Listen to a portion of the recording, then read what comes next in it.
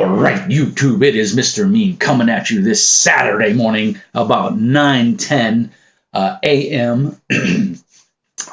March the 4th, 2020. We are in week 3 of isolation here up in Duluth. I have got let's get some housekeeping out of the way. Let's get the like and subscribe, hit the bell to be dinged when I dong. We'll put notes down in the doobly-doo, as Mr. Matt Colville likes to say. I'm a big fan of his streams. But please like and subscribe. I'm on ZellyPay. You can always send donations to the channel at jpolak@gmail.com through ZellyPay. It's banked into most of your American banking apps. I can't talk this morning. Applications on your smartphone. If you're over the pond, overseas, you can hit me up on PayPal, Pay Me, John Polak. And there's links on my YouTube channel. Please be aware that any money comes in goes back into the channel. So with that out of the way, on this fine, sunny Saturday morning, I have Mr. James Gantry on the phone with me from Feral Games Inc. Mr. James, how are you, sir? I'm okay, thank you. Good. All right. Yep. How's the weather over there in England? It's actually quite nice. Wow.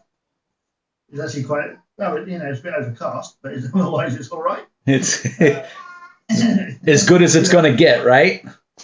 What? Yeah, apparently it's warm enough to put spuds in. All right, well, since this whole COVID-19 scare and epidemic, pandemic, as they're calling it, and it's changed us to live as hermits, which you and I pretty much already live as hermits, so it was no big change for us. You've done some amazing things, and one of the things you've done is you've put Delve up. Why don't you tell us a little bit about that on DriveThruRPG? Well, yeah, I mean, I put Delve as free. Well, it was free, and then it's now pay what you want, which is basically free. I mean, you don't have to pay anything for it. But it allows you to buy the print copies for pay what you want as well, which is great. So yeah, that's gone up as pay what you want, and I've also released for Companion. Which is something I've been meaning to do for a while. So I've released that as well, which has also been going pretty well, actually. So now you gave me an interesting fact the other day. How many times has Delve been downloaded since this all started? Oh, well, that's a good point. Hold on a second. I can actually check the actual exact figure if you like. Oh yeah, that would be awesome. I'll do that for you now and find out exactly how many times it's been downloaded. So while he's doing that, guys, I'm going to tell you a little bit. Delve is an awesome rules light RPG. It comes in, it's available in PDF and print, and like James said, it's on DriveThruRPG for pay what you want. And I think the core book, and I've done a review of it. Go back in the archives and check it out. The core book is popping in at roughly 120 pages. Here it is right here. It's a nice simple cover. And of course on the back, and like I said, it's a glossy hardback book. I have a review of it. I also printed out the companion, but unfortunately I can't get to a printer to spiral bound it. So it's kind of loose leaf right now. I could put it in a 3-ring binder. Well, let's just face it, Mr. Mean is lazy. So I came across this game early on when I started working with James in Feral Games Inc. And doing reviews with him and stuff. And I think we first met, I don't know, you saw one of my videos or something, and you sent me a copy of Zombie Squad, right? Yeah, I did, yeah. And I didn't know anything about James Feral Games or anything like that. I didn't even know what Zombie Squad was. So I gave it a read through, and I was like, man, this is fun. This is just dive in there, go nuts, kick the door in, kill everything in the room, and come back. And it was just a fun game. I've got a review of it in the archives as well. Go check it out. It's definitely a fun game. And I guess I think one of the comments on there from like one of your friends or one of your viewers or something like that said, yeah, he seems to get it. And that's what started it off. We started talking back and forth, James and I. And James has been gracious enough to send me copies of all this stuff. And to all you small indie press game designers out there, take a page out of James' book. He does it right, man. The quality, the production is top notch. I think all of your books look amazing.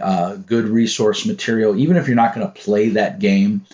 Ghost Ops, if you're playing a modern day, shooter type game, or espionage or spy, or just world conflict, international conflict in modern times, and you like a good modern game, Ghost Ops is an amazing game. And it comes in a couple different rules formats so that you can whatever your genre is, you can do.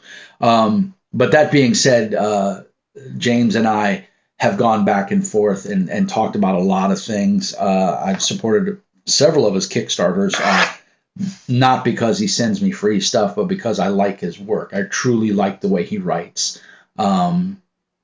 He's done a number of them. What's your current Kickstarter? Let's get that out of the way.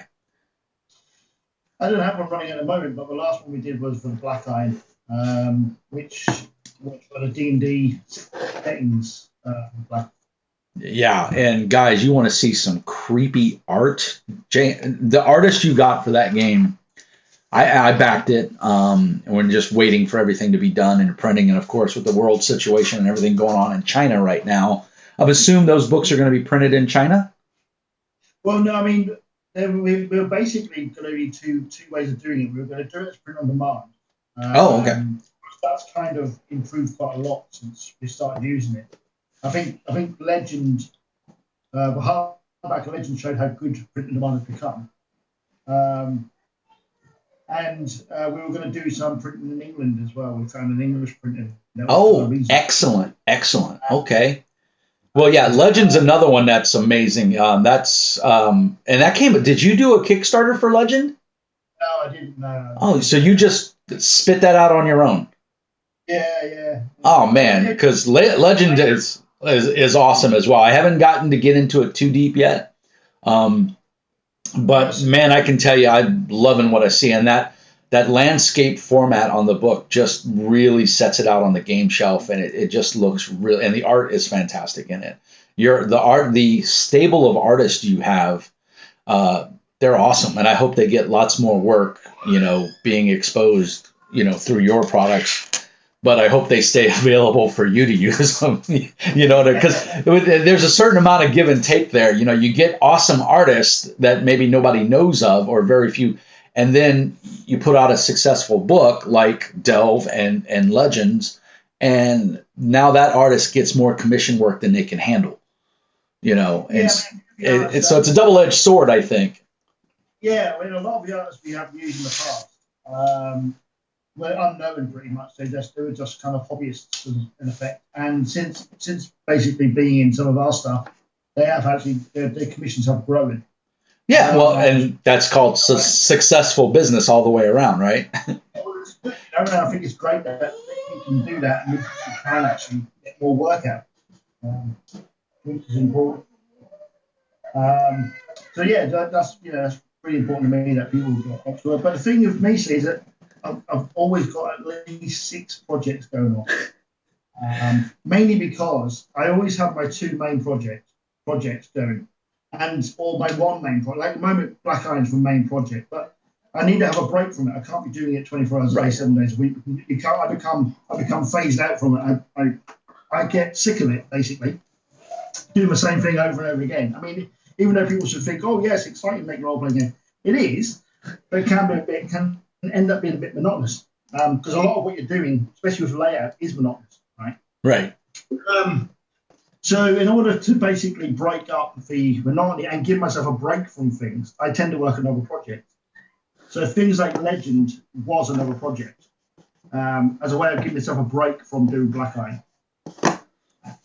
I mean, well, it came out of nowhere, man, and just for the viewers and listeners, what was neat is, and James has a habit of doing this, and I love you for it. I appreciate it. It's very kind of you.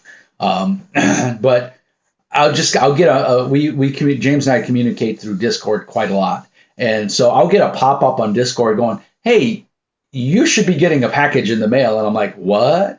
What are you talking about? Oh, don't. It'll be there in a couple days. Don't worry about it. And so it's always a complete surprise to me, and it's obviously, greatly welcomed and appreciated. I love it. It feeds the monster back there. For those of you that don't know, that bookshelf is 8 feet tall, 5 feet wide, and as you can see, there is no room in it. So, and I've got about 10 boxes over here to my right that you can't see off camera, moving boxes full of books. So I have quite a collection, and I love it dearly. So James, thanks for feeding my addiction, you jerk. But it's a way of getting people to see the game as well, which is important, obviously, because from a marketing point of view. But it's very important for people to realise that there's other games out there beyond what Wizards of the Coast or Paizo sort of pump out, And I think that's, I just hope that the indie market continues to grow and people start to try out indie games, because without them, the role-playing sort of community would be very dull, really.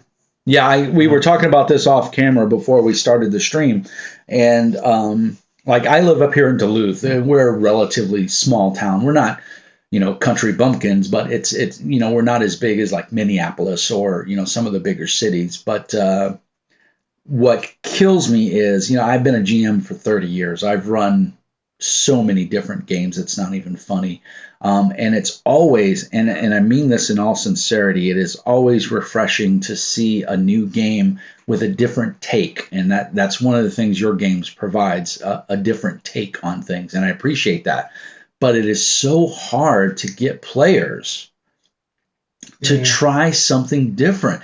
All they want to do is play, especially here in Duluth, it's D&D or Pathfinder or it's nothing. They won't even try. I mean, trying to get them to play something. I have like 5-6 guys in my local gaming group, and we're running a Pathfinder campaign, and we're loving it. It's going great. We're all having a good time. But I said I wanted to run a secondary campaign on the off week or when all of our players can't get together, because we play every Friday, but we're all adults. We all have significant others, kids, jobs, responsibilities. So sometimes the whole 6 or 7 of us can't get together. So I wanted a secondary game to run, and they were all like, yeah, because I think it's important that you keep that steady, it becomes a habit. You know what I mean? Every Friday, okay, I know I got a game at John's, I'll be there at 7:00, boom. And so it becomes something that it kind of becomes a habit. You look forward to it, and you add it to your schedule. And that way, if you do it long enough, then other things will get shifted and not that. And then that gives everybody something to look forward to, and so on and so forth. So anyway, long story short, the Aliens RPG by Free League came out, right? And I was all excited about it. Gorgeous book. My buddy was sending me pictures of it saying, dude, you got to get this. This is the type of game that you could run and you would love it. And I'm a big fan of Coriolis, depending how you want to say it. And it uses basically the same mechanics. So I already know the game. There's just some nuances that I would have to learn. So I was all excited. So Miniature Market had a great sale. I got everything for about half off, all said and done. I mean, I bought everything except the map. That's the only thing I didn't get. So I'm all excited. I bring it out to the players, say, hey, guys, this is what I'm thinking of running for the secondary campaign. I dropped about $90 on this stuff. What do you think? And I'm telling you, every single one of them went, meh, whatever. Not really into that. I'm like, it's a sci-fi game. You've been asking for a sci-fi. I'm giving you a sci-fi game. No, they didn't want that. I said, oh, okay. I had the What's Old is New RPG sitting on the desk, and one of the players saw it and said, what's that? I said, oh, that's a What's Old is New. It's kind of a fantasy, a modern, and a sci-fi game. It's 3 different books. My buddy Brian had sent it to me. I did a review. Check the archive. That's what they want to play. Free. That's a free RPG, by the way. You can buy physical copies of it, and spend money, but you can get it for relatively. I mean, you can download it for free. The basic rules off the internet for free. Yeah. So I went and blew $100 on an RPG, hoping these guys would want to play it, thinking they're going to be as excited as I am. And no, they want to play this free RPG. Ah! Can you imagine how it feels for like a publisher, right? Right. Oh, I can only imagine. You know what I mean? When you think, oh, I could write this game, I make this game, it could be the most amazing game I'll ever have, but what's the chance of it selling? I mean, are people just going to look at it and go, well, it's not D&D, so I'm not going to. Yeah, and I think early on when we started talking, one of the things that you said is you had scoured the internet looking for someone who does reviews of indie RPGs, and there weren't very many. And like I was one of the only ones. And so this is the problem is that these people, they get reviewed and stuff, and then you all sit there going, so why does D&D do so well?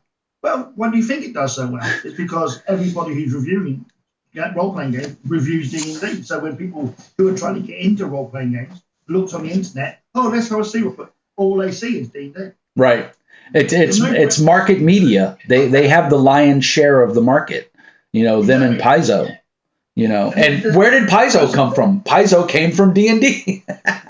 Exactly. Yeah, totally. Yeah. I mean, basically, Pathfinder is D&D. Right. 3.0 with some extra bits thrown in. But it's like, well, what do you expect? That's what's going to happen. If all you do is review these games, then you're not going to sell anything else, right?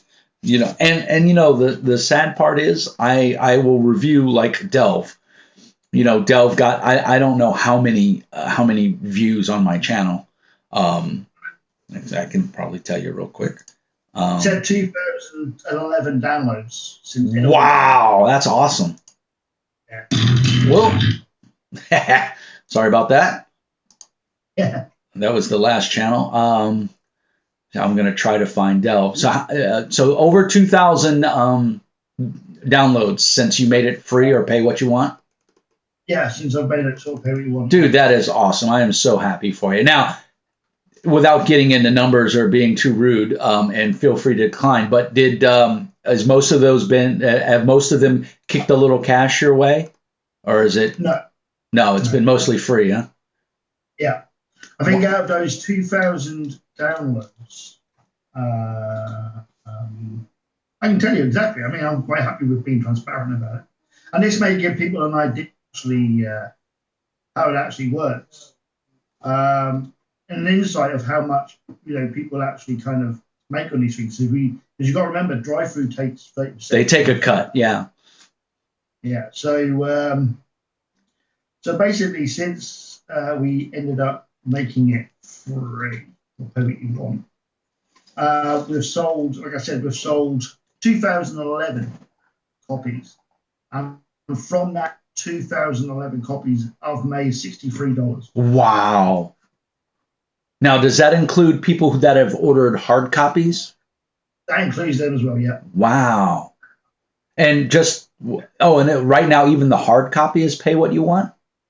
Yeah, you have to pay for printing costs. Right. So that's going to be $15-$20. Whatever, I don't know. Yeah, I don't know. I never pay. I never look at that stuff. $15. Yeah, about $15. Okay. Man, so how do I put this polite? We're a bunch of greedy bastards. We don't want to pay for nothing. I mean, I didn't put it for free, so I'm not too bothered. Right. I mean, there comes a certain expectation where you have to say, okay, I'm throwing this out there for free, so I can't really be upset if nobody kicks me down any cash. I'm not bothered. I mean, but that's just to show how much these pay what you want actually make. Right. And not only Feral Games, but there's a lot of Modifius is doing it. Modifius doesn't go through they do go through drive-through RPG, but they don't advertise it as much. They advertise going through their website. And they're like right now, I think the Elder Scrolls RPG is free. It's not an RPG though, is it? It's the skirmish rules. Right, it's their skirmish rules. And of course, a lot of game companies are putting their stuff up there, for either, pay what you want or for a discounted cost. So super awesome. I know Green Ronin has Fantasy Age up for free right now. And so a lot of the bigger companies and Fantasy Age or Green Ronin is by no means a big company. It's literally Nicole and her husband, I can't think, Chris Pramis. That's basically the company, and everybody else is contractors for the most part. So, people think these companies are huge. WotC and Paizo are probably the two biggest that employ people, but they have a bunch of irons in the fire, so to speak. Fantasy Flight, they just went through a massive layoff and they're pretty much canceling all their RPG lines. So no, they're not actually. Their RPG lines are actually gone to somewhere else. yeah, they've gone to is it Cubicle 7 or no? They went to some other. It's going to the company that used to be what are they called? But they're still making doing a role play. Right. But unfortunately, a lot of the Fantasy Flight people got laid off. Yeah. So and if the people that don't know it, Fantasy Flight is owned by Asmodee, which I believe is a French company. Yeah. Right. And their headquarters is here in Minnesota. Their U.S. distribution is here in Minnesota. I go down to the Fantasy Flight store about twice a year. They have a big open play center. Now, as far as I know, that's staying open. And it's just a big game center. They have a snack bar in there. You can go play Magic. And they have a little retail store in there where you can buy some stuff. So it's a nice place. And then the Asmodee is literally across the lot on the same side of the street. But the Asmodee side is like closed, unless you have business to do there. But I just pulled up my YouTube statistics, and I have 452 views for Delve 2nd edition, which was posted about a year ago. So not too bad. I mean, even if 10% of those, buy a copy, that's 45 copies sold. So it's not bad. And hopefully I've sent some business your way. I'd like to think I do. Yeah, you never know. I mean, it's hard to tell what you get it from and stuff. I mean, nobody obviously says that, but yeah, I mean, it's a very weird situation, and it can be frustrating for a small publisher who's spent an awful long time making something to see their game kind of disappear off drive-through, off the front page of drive-through, and something is basically just a mass-produced kind of like a WotC game or something like that. Suddenly appear and just stay there in the bestsellers for ages. Yeah. People are going to play what they want to play, and that's just how. I mean, right.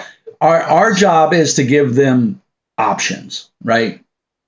Yeah. And I think one of the best thing like D&D and Pathfinder and Magic the Gathering players can do is do what I'm trying to do. And I know some of my friends who also GM do this, is have that off-kilter game that's not maybe in the limelight, that's not, on the front page of, Drive-Thru RPG or, whatever.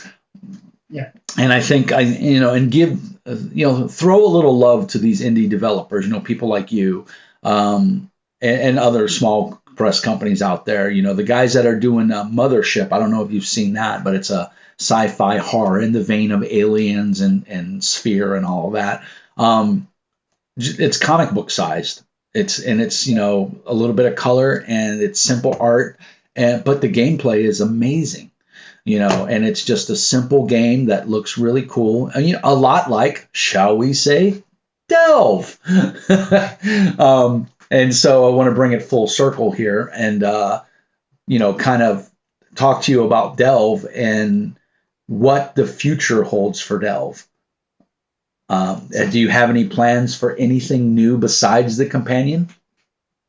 Well, I mean, in the book and in the Guide to Cragbaron, there's an awful lot of locations mentioned. I mean, some of the locations are covered in Cragbaron. There's maps in there and stuff for certain locations, but there's an awful lot of locations that aren't covered, which is done intentionally, obviously, allow me to reduce more stuff. Like, for example, we released the mission, the adventure pack, which was 3 adventures. So there was Darkly Ever Dead and a couple of others. I can't remember what they were now, but there's Mage Tower and stuff. But they all come from Cragbaron. So there's locations that are in the Cragbaron book and on the maps. So what I'll do is the next thing will probably be another mission, another adventure book pack with a couple of locations in there that were actually mentioned in Cragbaron. So slowly kind of fleshing out the whole island, if you like. Right. The other thing I wouldn't mind doing, I would be thinking about, is a sci-fi where you're stranded on a planet Yeah. So delve in space, basically. Yeah, delve in space. So basically, you crash land on a planet, and you have to basically try to get off. But either the planet is surrounded in an asteroid field, or it's surrounded in a blockade by an evil empire or something. And you have to basically survive on the planet, which would be kind of a mix between sort of Tatooine and Borderlands and other things. Little zany mad stuff going on this planet, and you're all kind of, you can play robots and humans and maybe some odd aliens. I think that would be great. You thinking it would use the same rules as Delve? Yeah, use the same system. Yeah. Now, do you have a name for that system? A name? Yeah, for the system. No. No, don't call it anything. It's just a D100 system. Percentage. So again, and for those that don't know, Delve is a percentage-based system. So the dice you need are very nominal, which is awesome. Well, when I came around to designing the system, I wanted to look kind of OSR, a bit D&D-ish, which is why it's got the kind of leveling up systems for each class. Right. But at the same time, not being D&D. Not use D20, but actually use D100 mechanic. So it's kind of like a sort of a melding of the two. You know what it reminds me of, and in a good way, is Dungeon Crawl Classic. You've got that feel of D&D, but yet it's its own game. So yeah, if you want to play it where you kick in the door and you kill the monsters and you take their treasure, you can. If you want to play it as you're castaways on an island and you're trying to find a way off, you can. If you want to play it where you're trying to survive and you're going to go into Cragbaron and you're going to make the most out of this settlement and try to better everyone's life, you can. And as a GM, for me, that just gives me so many ideas on how to run campaigns and do options. And that's what I love about it. One of the things I did want to point out for those that don't have the book is there's on page 6 right here, it should be up on your screen. It says Delve 2nd edition presumes a number of things. 1, you have role played before. 2, you can read. That tickles me right there. 3, the game is yours and do what you like. And number 4, the rules within are a guide. I think, the first page of text that actually a normal person will read, because I'm the kind of guy that will go back and look at who wrote it, who designed it, who did the layout, all that stuff, because that's just me. But this is the first page that most players are going to at least scan. And I think it's important that you set the tone. And the tone is, this is your game. You, the GM, and the players, do what you will. If you like something, great, use it. If you don't, toss it out the window. It's rubbish. Move on. And I really like that. And you do that in a lot of your games, I've noticed, which I think is really important. That because a lot of people get so tied up in the rules. Oh, it's 6 feet. You have to do this, and you have to take this action, and this is the only thing you can do. And I mean, life isn't that way, and that's why we play role-playing games, is to simulate life while we escape it, right? So having that, right there in your face to make everybody aware that, hey, do what you want, do what makes sense, what works for you, and at the end of the day, have fun. And I love that. It's kind of realistic as well, because at the end of the day, we can't expect everybody to like every aspect of a game. Right. Because, I'm a lot of times when I make a game, I make a game how I would like to see it, right? Right. And that's not everybody's taste. And at the same time, I think it's important that players and GMs get to mess with the rules and feel like they can, because I think a lot of games almost like place a barrier. It's not a physical, actual, real barrier. It's like a mental barrier that most people, like you said, don't want to mess with the rules or change the rules or fix them in any way. They just have to deal with them or ignore them, right? So I think it's important that people kind of do what they want with the game and just scrub it out. Don't like it. It's as simple as that. You don't have to. And it cuts down a lot of questions like, oh, well, what's blah blah blah for this? That's like, well, it doesn't matter. Just make one up. A lot of problems people have is with movement rules, and I think that's down to the fact that some people play Theatre of the Mind, where movement really doesn't matter how many feet you can move, because in the Theatre of the Mind it's in your mind, right? Right. But if people are using miniatures, obviously that kind of matters because each hex equals 5 feet of whatever. So most of the games I write are for theatre of the mind. I don't tend to worry too much about movement because I think movement, I mean, even as there are movement rules in Delve, they're kind of put in there because people expect them really, rather than the fact that I use them. Yeah. If you can see someone, you can shoot them. If you're close enough, you can hit them. Right. Yeah. Fantasy Flight did that with their Edge of the Empire and all of their Star Wars games. Is they went near what was it, close, near, and far, or whatever it is. Yeah. And I mean, it takes that number crunching ruler measurement equation out of the game, and I really like that. And Delve is the same way. Like you said, if they're close enough, you can hit them. If they're far enough, you can shoot them. And as long as you can see them, you've got an option to do both. So exactly. The first thing that the reason this game caught me, and I was just tickled pink with it, and I thought this is going to be a fun read, is right here. You begin your search. You wake up on the beach. You're crash landed. Your ship, for whatever reason, and this is where the GM can put in, a kraken destroyed your ship, and evil pirates attacked you. Whatever. You ran aground. You hit some reef. Whatever reason, you're on a beach, and you don't even. The nice part is you don't even have to explain that part. You can just say you wake up on a beach, right? And now the game starts. And then the first thing you've got to do in character creation, guys, you got to roll D100 3 times to see what's in your pockets, because that's important when you're on the beach with nothing. The first thing you do is you pack your feet. Yeah. What do I have on me? Oh my God. Am I okay? Am I alive? And woe be to the poor bastard who rolls aught 1 to aught 3, because you've got a piece of string. But a piece of string can go a long way. I mean, yeah, true. Strangle somebody with a piece of string. Right. And then 19 to 21 is just really like shit.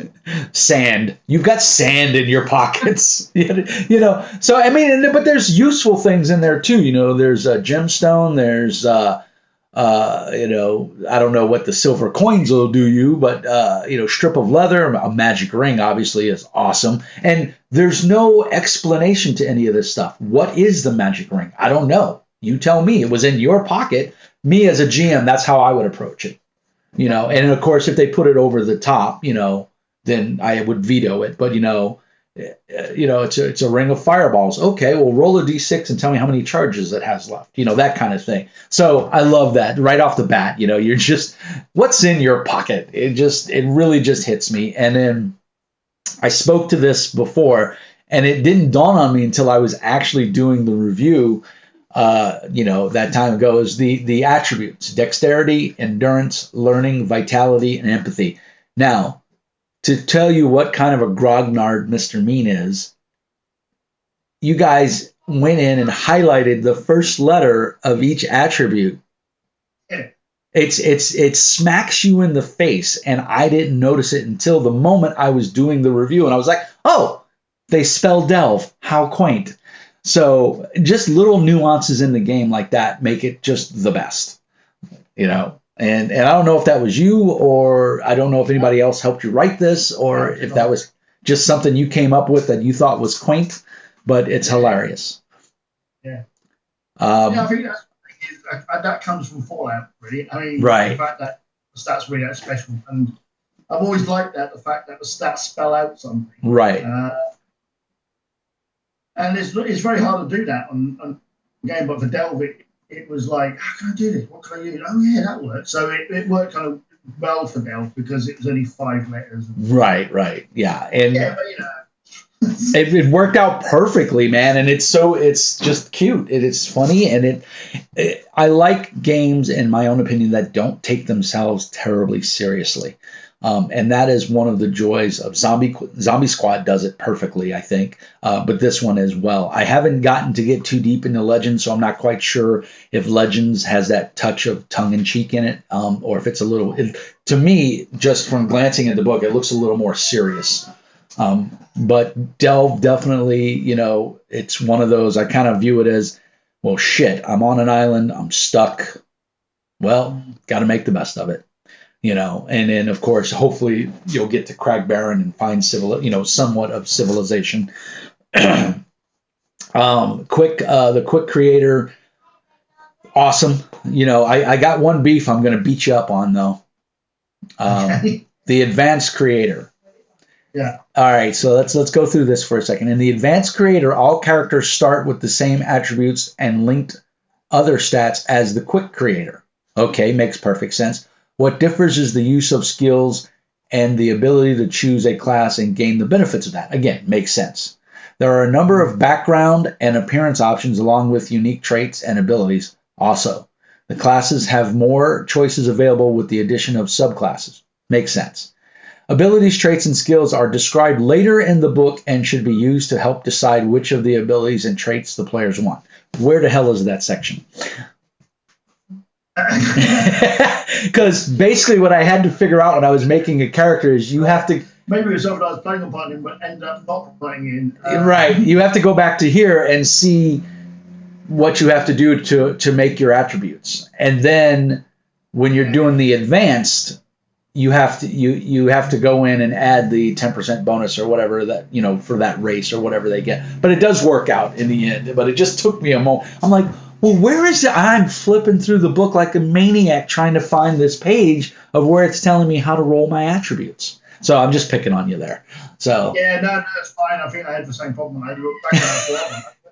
I don't remind myself where I thought it, but yeah, I know. No, but it does make sense when you slow down, but again, usually, the most fun of most games is making a character. That's the most in-depth you're going to get with the mechanics for the most part. Playing the game is free-flowing and usually smooth, and once you know the mechanics, you never have to really touch the rule book again. You can understand it and work with it and roll on. Well, that's one of the things I kind of did differently with Delve was the fact that when you leave the beach, finally after searching it and checking your pockets, the whole kind of a rule system, where you normally have, at the beginning of the book, how the basic rules work, the mechanics of a game. They give you a brief overview of how what dice roll and this and the other. I actually turned the whole thing into a bit of a story, right? Where you travel through the caves, and within that, it shows you how to do the rules. Do the rules. Yeah. Quite intuitive. Almost like an extended example of play, sort of thing. Right. And very intuitive and a fun little story on top of that. So not only are you learning the rules, you're being entertained. And so, well, I mean, you are. I mean, for lack of a better word, that's literally what's happening. You're and I found myself trying to flip further in the back of the book to see if you had continued that little mini adventure, almost like a choose your own adventure. Sadly, you didn't. So I hate you and I hope you die. But because now I'll never know what happened to them. But that's why we play the game, right, to figure out what happened. But no, it's really fun. And I'm glad the game is doing well. I'm glad it's being downloaded so much. I really hope people will see it in their heart to kick down a little scratch. I mean, the downside is, during this pandemic that a lot of people are being laid off. Yeah. And that's really the sad part of this. And there's nothing you or I can do about that except, I keep creating content for people to watch and you keep creating, awesome games. So hopefully that will help a little bit. And I think when this thing is all over and people get back to real life, I would hope that it would give people a better realization of what people like you go through as far as developing games and making games and how this is your bread and butter. This is your job. I get up in the morning, I roll out of bed, I turn on my laptop and I go to work, but I work for a major corporation. You get out of bed, turn on your laptop and you work for yourself, So if that 150 pages doesn't get written today, there's no CEO that's going to come down and yell at you. You just may not eat tomorrow. Yeah, exactly. I mean, literally, right? So the fact that you throw out all these games and they all seem to be unique and fun. League of Seekers is awesome in my opinion. I think that's a great game. I can't get anybody to play it here, though, which just drives me absolutely batty, because I think it's a very cool game. I'm not into Victorian horror. It is not my genre. I'm not a fan of Call of Cthulhu. I don't like those kind of games. They're not bad games. They're just not my cup of tea. But League of Seekers, I really liked it. I liked it was a fresh, the mechanics were different. The layout of the book, the cover is amazing because that's just a creepy ass, whatever that thing is on the cover. If you guys don't know what it is, go hit it up and Drive Through RPG, and check it out. It is amazing. It's a cool game. Black Iron, Blood Iron, Black Iron. I always get the name confused. Black Iron, yeah. Black Iron, and that's going to be an expansion, it's going to be its own setting using fifth edition D&D 5th edition rules, correct? It's a complete game, right? Which is a complete core book, and there's going to be some other books coming out for it, which we already got planned and stuff. So there's going to be a complete role. This is pretty awesome. Right, but there's going to be a different rule set as well, right? There's a different option.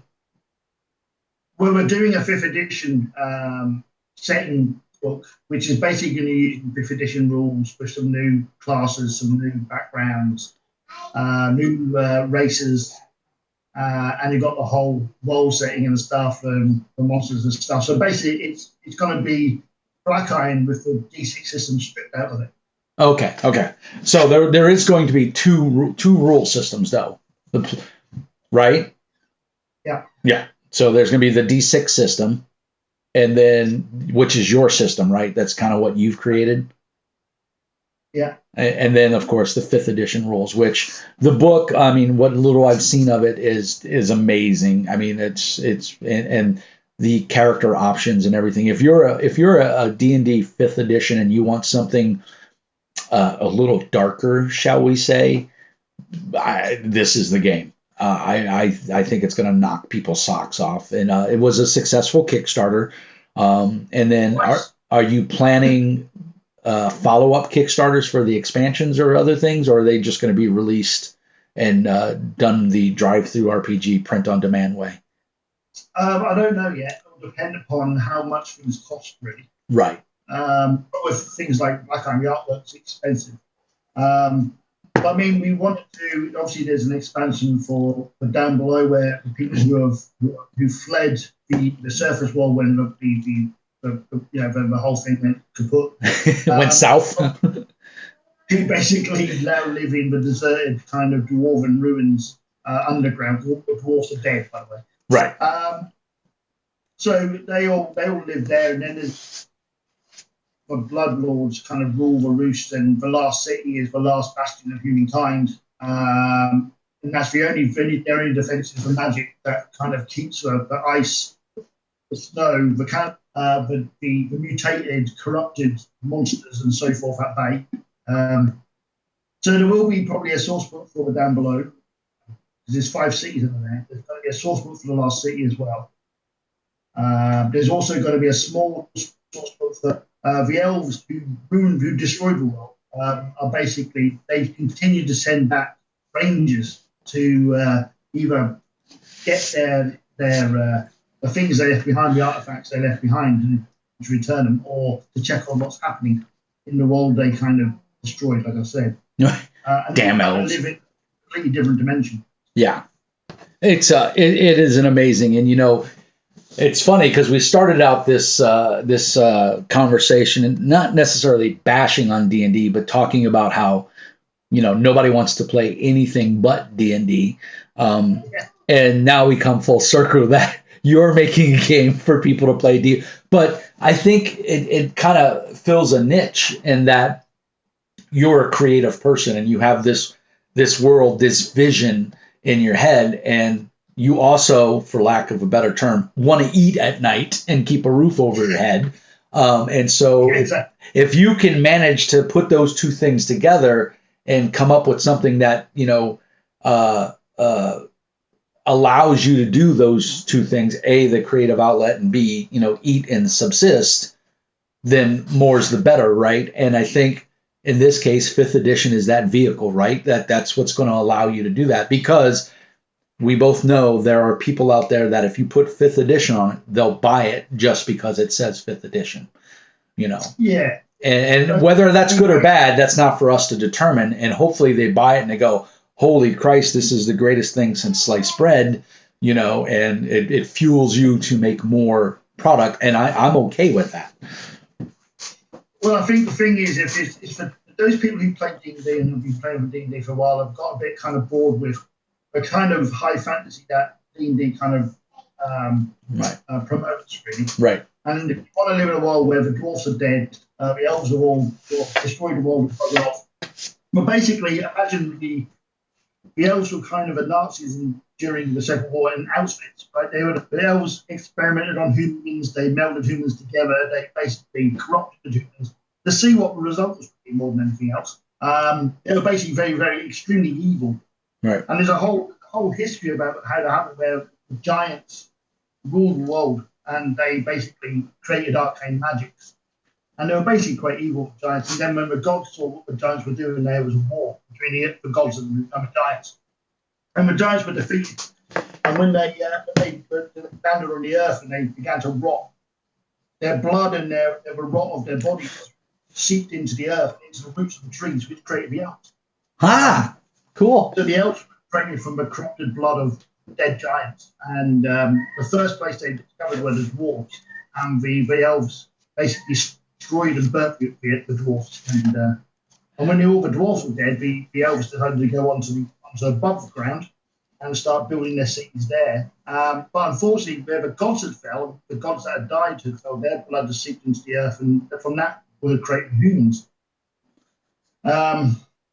So the elves, through their arcane magic and their abilities, dominated the humans and enslaved them and basically experimented on them for hundreds of years, treating us. And eventually the humans rose up in secret, building their armies and attacked the elves who weren't expecting it. And the elves, in their final desperation, opened a gateway to another dimension at the same time as destroying everything around them by bringing down what is effectively a meteorite and destroying the world and putting it into a nuclear winter. So a bunch of pansies and they fled. Yeah. Yeah. Yeah. Typical elves. When you're covered world corruption and all sorts of things going on. And it's a lot of stuff. Yeah, I've read what little bit, you know, and you sent me last year, I think, when you were first, you know, thinking about doing all this. You sent me that primer with the art, and I just fell in love with it. So I have eagerly followed this, and you know, obviously I backed the Kickstarter. So I'm hurry up and finish, damn it. I'm definitely hoping to, since my players are diehard D&D players, I'm hoping to either run it on Discord, or, you know, run it for my local group. Like I said, we're pretty happy with Pathfinder and the rules, as it stands right now. But like I said, I'm always looking for that second. It's definitely going to be one I get to the table. But coming back to Delve, what the hell was the inspiration for evil halflings? Look at this little bugger right here. This dude is going to shank you in the dark and smile while he's doing it. And you even say in the little blurbs here that there's nothing as cunning or as devious as a halfling. These are not your cute little hobbits and you know, halflings from D&D. These guys are like thieves, cutthroats. You know, they don't care that you're 6 feet tall and they're only 2.5 feet tall. They'll stab you in the knee, and then when you fall down, they'll slit your throat. I mean, these guys are not nice. You know, and I love it. I love it because it's doesn't. You know, obviously it's a little different from the typical, you know, halfling trope where they're happy go lucky and they're nice, and you know, they get bonuses to luck, or you know, the dice, you know, always fall their way somehow. These guys are just, I mean, these guys are nasty, and I love it. And they're good at alchemy, evidently. Yeah, well, poison and stuff. Yeah, yeah, well, duh. You know, so and I love. One of the things for those people that don't know is each race, I kind of, as James was talking, I went by the elf. The art, of course, for each one of the races is amazing, but the following table is optional. It's not going to be optional in my game. I can tell you that right now because I love 61 through 70. You have a skin rash. I mean, why not? Why not? That's what I say, and manacle scars. I mean, this is nothing better, man. It's awesome. The half elf, I got to say, this is my least favorite piece of art. I don't know why. It looks very generic. Yeah. But every race, everybody's going to have their favorites. The half orc looks pretty solid. The one I like the best is the human, though. Yeah, just total barbarian, But so you got your races, obviously, and each race gets a bonus, like the humans get a bonus to vitality, your hit points. It tells you these are all your secondary stats. And then your class. This is where the game shines. And it tells you all the different skills. So your magic user, awesome piece of art again. But right there, that's just it's sexy as hell. It's not very. I don't think it's untasteful. I think but it's just spooky, is what it is. If I see her coming at me, I'm running. I'm not going to try to talk. I'm not going to try to kill her because that's going to end bad for me. And it just tells me that she's got some of those damn halflings sitting around somewhere ready to shank me. So I love that piece of art right there. I think that is fantastic. But the magic here, and of course, here's the level up. Just really well done. The rogue art is pretty solid too. The artist that you got for this little tiny game, man, it's just amazing. And hopefully we can bring some more awareness. Being downloaded 2,100 times, that helps. And I hope people that are watching this later when we post it, please put in the comments, or hit us up on Discord. James has a Discord. Feral Games Inc. has a Discord channel. Mr. Mean has a Discord channel. I want to hear your stories about this. I want to hear what that halfling's done or that witch. Like I said, I'm going to try and get this on the table for my guys. Maybe just as a one shot, I'm going to do some pre-gens and hopefully let it go there. Have you thought about, or is there pre-gens done for the game? No. Yeah. Might be something worth spitting up. Another cool piece of art. I mean, the art's fantastic, dude. These artists that you got are just. I hope they are. Did you use the same artist for the companion? Yeah. So the same artist and the companion as well. Yeah. My companion kind of fills in the gaps that I kind of felt that the original didn't have. Right.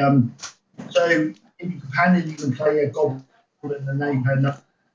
I've never been a fan of gnomes, but you've got gnomes there who are kind of they kind of create mechanical devices. Right. And because the gnome is not a game, you didn't get the benefit of being able to use flintlocks, muskets, and black powder cutters in the game. Which is brought in by the mechanical genius. Right. They're filling that void to give you for those players that like to have that technology in their game. Yeah, so we've got virtual weapons. And the goblins are kind of a winning one because goblin system of the game is bad though. Yeah. So for the explanation, pretty much basically goblins have stopped killing each other. They've kind of decided to wear normal clothes and trying to integrate into normal society. So that's where the goblin are trying to. The occasional goblin tries to become more normal, really, rather than less goblin and more. Right. Really. Trying to fit in. And then you've got the bard, who's another rogue class, and you've got the cleric, who's another warrior class. Right. The other thing I had in it, and this was something that was kind of one of the questions I got asked on drive-through. Somebody who bought the game was, why do warrior rogues have magic points? And at the time, I couldn't answer it because I hadn't intentional. I looked down for, I've never put magic points. So at which point I answered, that's because we're going to be releasing a spell book for all the spells for classes. And it was kind of off the cuff kind of comment from me, really. But once I said that, I thought maybe I should do that. So the companion has spells for warriors and rogues, bards and clerics as well as that. So so that's what the companion does. Yeah. Hey, James, your audio is spiking quite a bit. Do you have a microphone close to you, or can you put it a little closer or speak into it? Or I don't know why it's. You're fading in and out quite a bit. Oh, maybe I'm moving around too much. That's what it is. It better now? Yeah, it sounds a little clearer. Yeah, you're just like cutting in and out and fading. So either you're peaking too high, or you're I don't know if you're using the mic on your laptop. Yeah, I'm using mic on the camera. Okay, yeah. So basically, what you want to do is make sure you're looking at the camera when you talk, because that's what's happening. Yeah. It's not a bidirectional mic, so it's gonna pick up your audio. You got to look at it when you're. Yeah, sorry about that. I can see the meter peaking like crazy, and then fading. So you get through the core book, you get through character creation, and this is the next thing I like. We've got another D100 chart, and wait, we're not done with random shit, because when you wake up on the beach and you figured out who and what you are, the first thing you're going to do is look for stuff, right?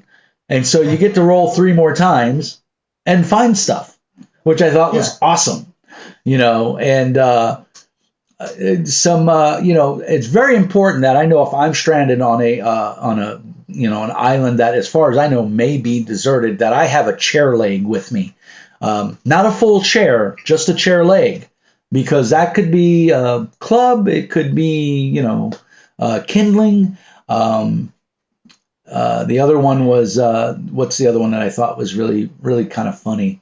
A broken mug. That's important, it's because nothing screams desperation than a broken mug. The companion allows you to go back to the beach and search for it. Right, because there's evidently lots of ships that have crashed here. Yeah, so you've got tables now, chests, boxes, barrels, and corpses. So you actually search corpses. Which is, I thought that. So, like I said, we beat up the core book pretty much, but the point of this was to actually talk more about this right here, which is the second edition companion. Again, awesome cover. Just really, different. And I mean, thank you to all the people who bought and loved Delve. I think that's great. And you give, new rules. I mean, we're looking at 33, 34, because I think there's a character sheet at the back of this, isn't there?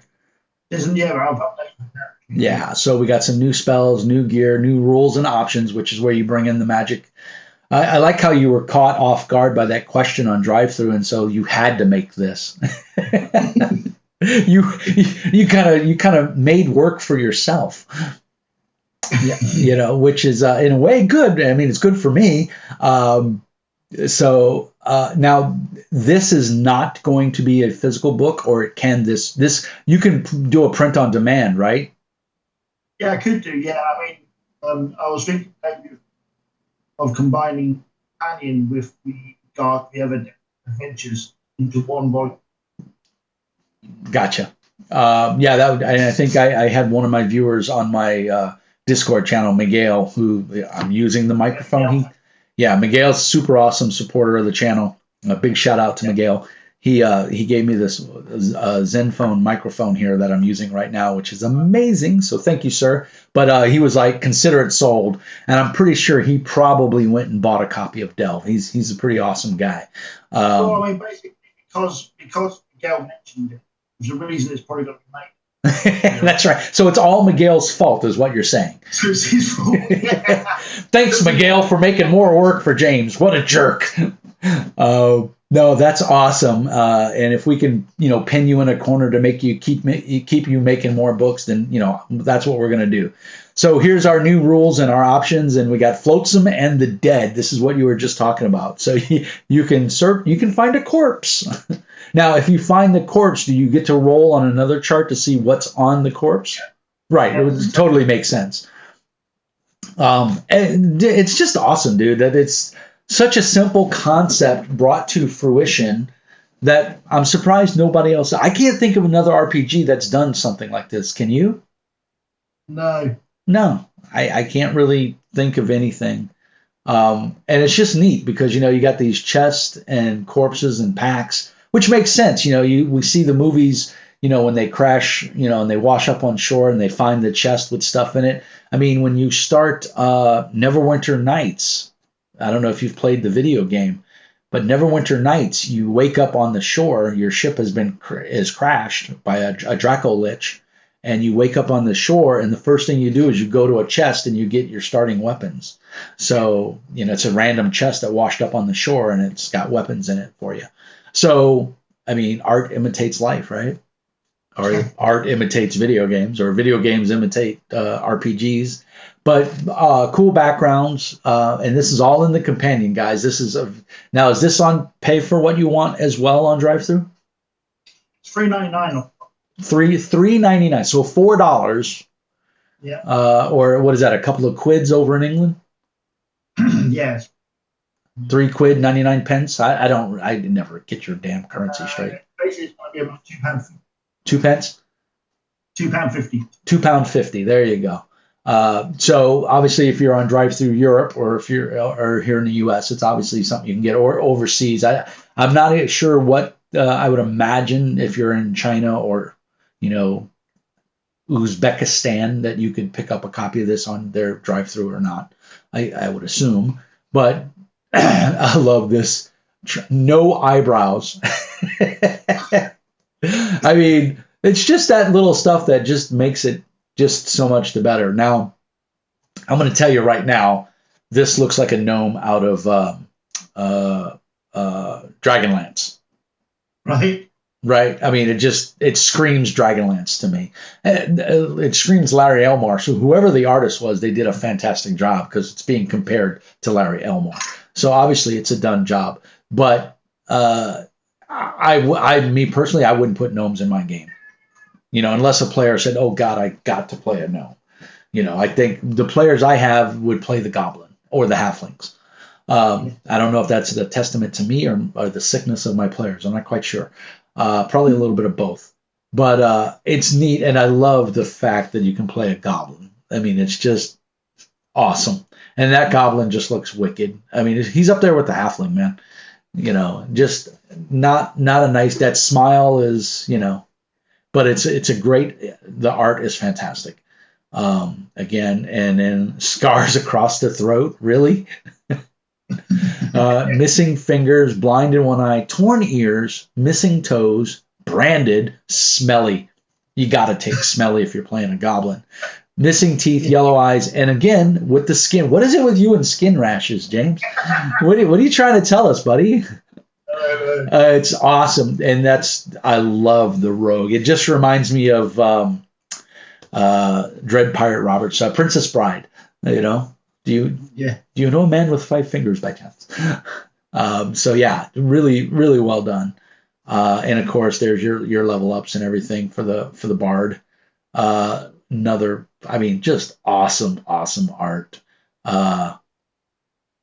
And then of course your level up and everything. The cleric, new skills. So this is for 34 pages, you got a lot of stuff in here, man.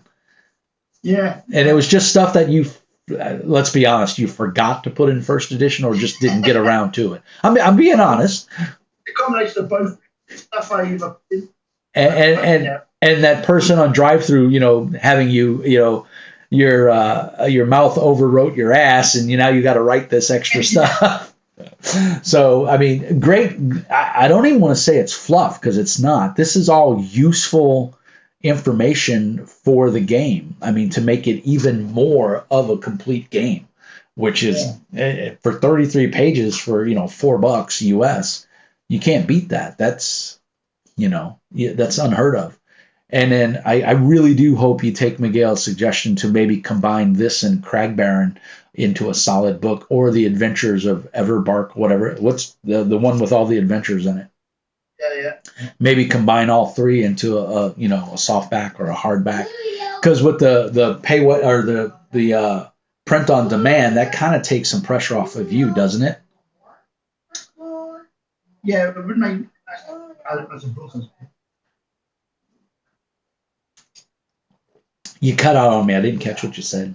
So it would be nice to have a book. Yeah. I'm a physical book guy. I mean, I know I always tell you, send me PDFs, but I truly do, and this goes for any of the publishers out there that send me product. I do truly appreciate and I understand the financial burden that puts on you to send me physical products. And I'm not going to say no, but what I always say is send me PDFs. I don't want to take food off of your table, but if you have the financial means and you can send a hardback and it doesn't hurt you, then by all means, I'll take a physical copy because I love it. And I just think that you guys do amazing work. I mean, I love my D&D. I love my Path. I'm kind of not a D&D guy. I'm a player of D&D. I'm not a GM. I don't like running D&D.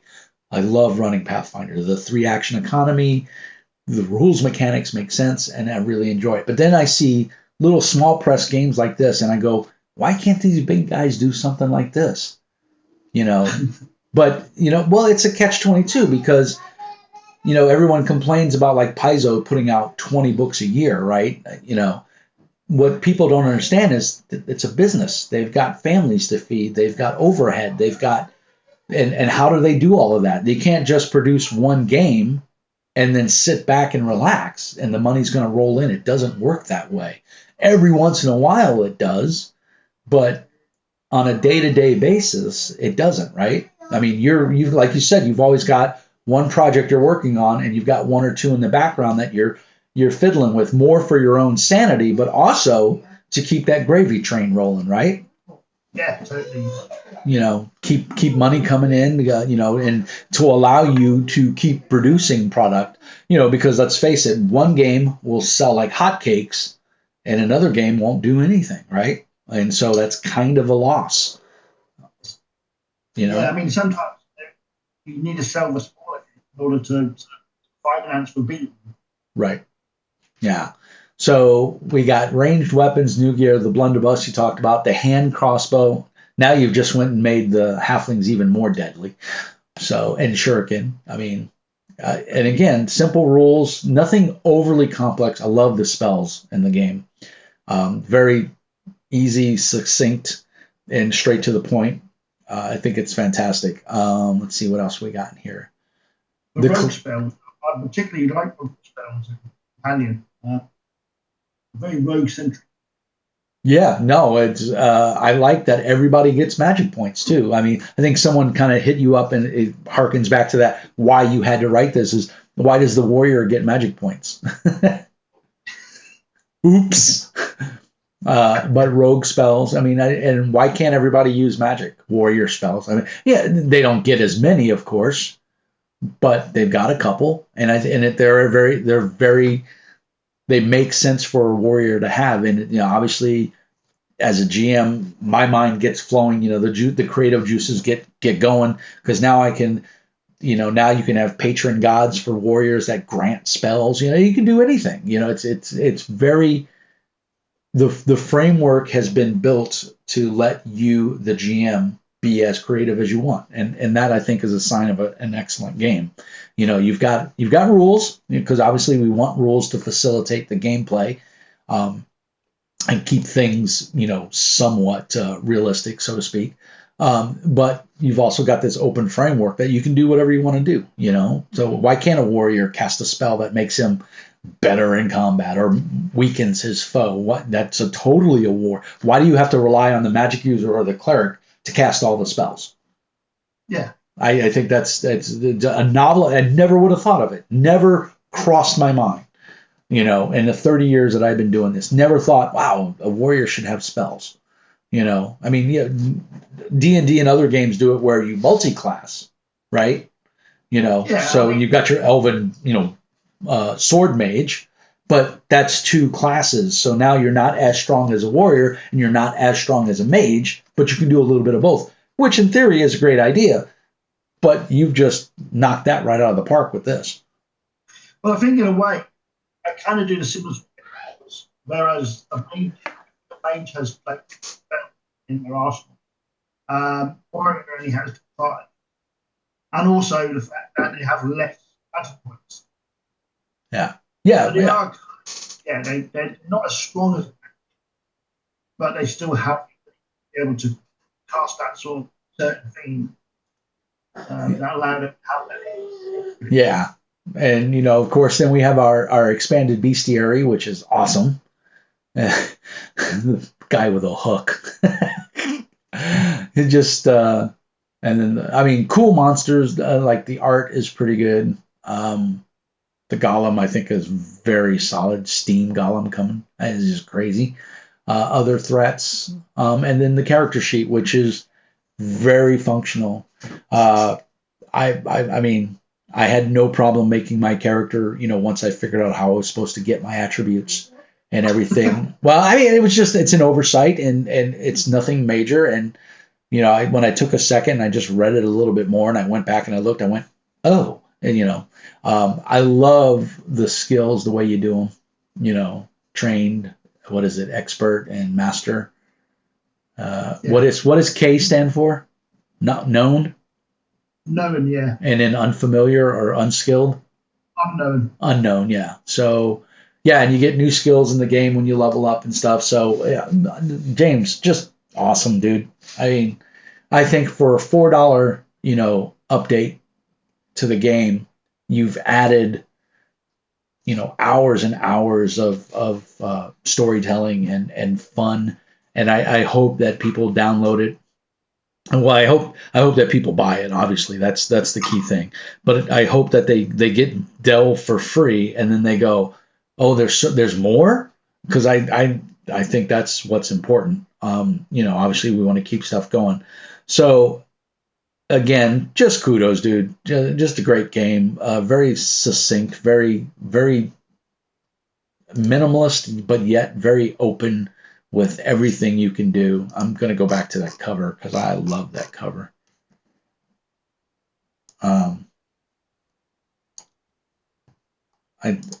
I just think it's a job well done.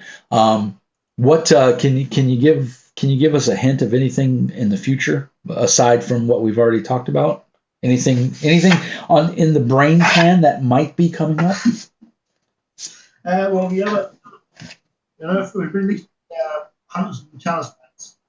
Hunters of what? Your audio is still cutting in and out. Hunters of the Chalice Land. And what is that? It's basically a 5th edition MSR. Okay, 5th edition expansion? No, it's kind of 5th edition and the MSR, so it has no skill. Okay. +2 proficiency. Your proficiency, but skills, hit points are different. Only goes up to 10th level. Awesome. So there's that coming out. That's been a little bit. Character sheets been hammer. Character sheets for what? With character sheets been stuck by Hammer.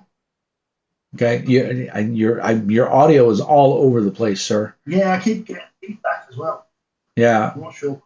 Maybe turn your speakers down or something, or maybe put on. I don't know if you have a pair of headsets you can pop in. Okay. We every time we do this, we always learn a little bit more. So I've been playing with OBS and trying to learn more, and OBS is really powerful. I'm very happy. I'm going to try to stream some of my games because obviously we can't get together and play physically. But everybody wants to keep playing. So I'm going to run the What's Old is New sci-fi setting, and we're going to do it over Discord.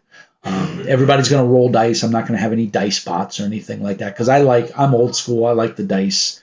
And my players are pretty good. I don't think they're going to cheat or anything like that. So I'm really looking forward to doing that. And I'm going to hopefully stream it. I don't know if we'll do a live stream or if I'll just record it and upload it. But I'm pretty excited to be there. And then, of course, Fantasy Ground Unity is coming out pretty soon. And you're doing something for Fantasy Ground, aren't you? Yeah, Dale. Somebody approached me and said, "Can I do Fantasy Ground? Dale, can I put Dale for Fantasy?" I said, "Yeah, mine." Okay. Stuff. I'm sorry. I'm gonna repeat what you said because, like I said, your audio is cutting in and out, and I know once this goes recorded, people are gonna have a hard time hearing. So, someone in the forums somewhere, some way, I'm assuming on Discord, reached out to you and said, "Hey, can I turn this into a Fantasy Grounds uh, supported Yeah, app setting yeah, for Delve?" yeah. And is there a timeline on that, or is he or she working on it right now? Yeah, I mean, last time I spoke to them, they said it progressed quite well.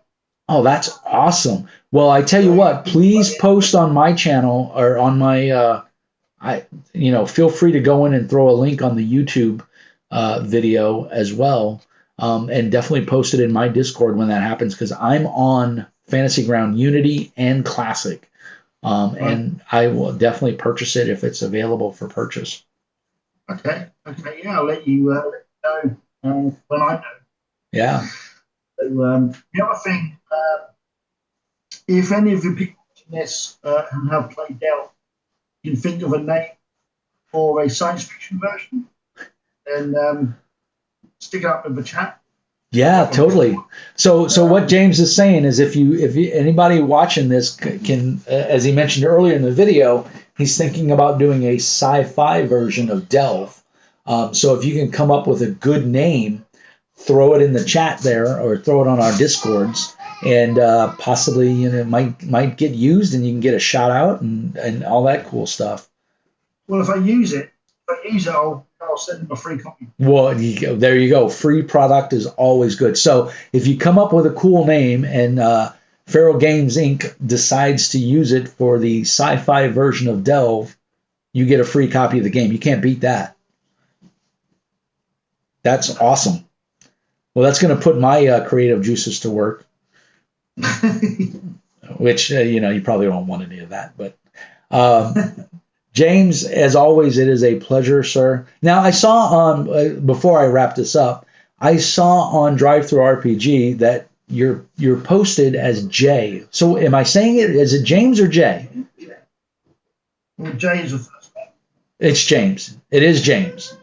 Well, no, you just call me Jay. Well, what do you prefer, James or Jay? Jay. What? Jay. Jay. Okay. So why you let me call you James for like over a year? Jeez, I thought we were friends. Well, that's awesome, and I'm glad to say.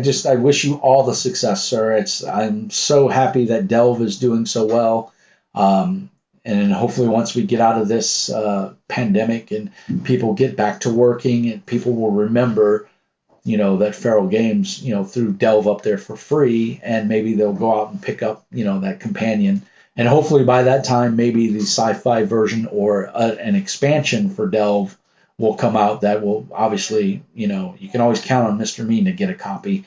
I did go buy a copy of Delve, second edition, or the companion, and thoroughly enjoying it. I haven't read it all the way. I'm not a big fan of reading PDFs on screen. It bothers my eyes, and I look at a computer all day for work, so it's the last thing I want to do in my fun time. But I gotta say, I'm kind of excited for the Fantasy Grounds version. If that comes out, I would be very eager to play with that. And if there's some interest from the viewers and they want me to run a Delve second edition Discord game, Theater of the Mind, I think that we could probably put something together there. Guys, I don't know if you have any questions for Jay, put them down in the comments. I know Jay does go back and look at my videos, and he answers questions. I've seen him do it. So definitely, Jay, is there anything else you'd like to point out or share with the crowd? No, that's pretty much it. And you guys can probably hear my little guy running in the background. So we've babbled on for about an hour and a half. So Jay, thank you so much as always. I appreciate your time. I hope the audio. I'm going to throw this up on YouTube. It'll take a little while to post. Hopefully the audio will be okay, but we will, as always, get together and do this again, probably for Blood Iron, because I'm super excited about that one. And Feel free to hit me up with anything you need. If anybody has any questions, as always, post them down in the comments. Jay, why don't you give a shout out to where everybody can reach you at? Shout out to. Well, where can everybody, like social media and everything like that? Where can people find you? Right, yeah. So basically, just check out FeralGamesInc on drive through. We also have some groups on Facebook. There's a Ghost Option. There's a Black Eye Facebook. Yeah. Once the video gets posted, if you don't mind going in there and putting those links for Facebook and all that, that would be great. Maybe send some more traffic your way. And I know all your stuff's on drive-through. Do you have a portal from your website, FeralGamesInc? It's a WordPress. It's something I want to. It's something I want to do eventually. Pay for a shop. Okay. I can't really afford. Right, I totally understand. But Drive-Through RPG carries everything that you produce. Okay. And then, of course, the Kickstarter ended for Blood Iron. Black Iron. Black Iron? I never remember the name, man. That's senality setting in. That's that halfling's getting ready to shank me. So that Kickstarter ended, so we'll be seeing that hopefully by end of summer, end of year, or do we not know? Based upon how the pandemic pans out. Right, exactly. All right, man. As always, peace and hair grease. Mr. Mean says, be nice. James, love you, man. Keep doing what you do. And everybody go to Drive-Through RPG or his Facebook page and check out his products, man. James, take care, buddy. Yeah, you too, mate. All right, bye.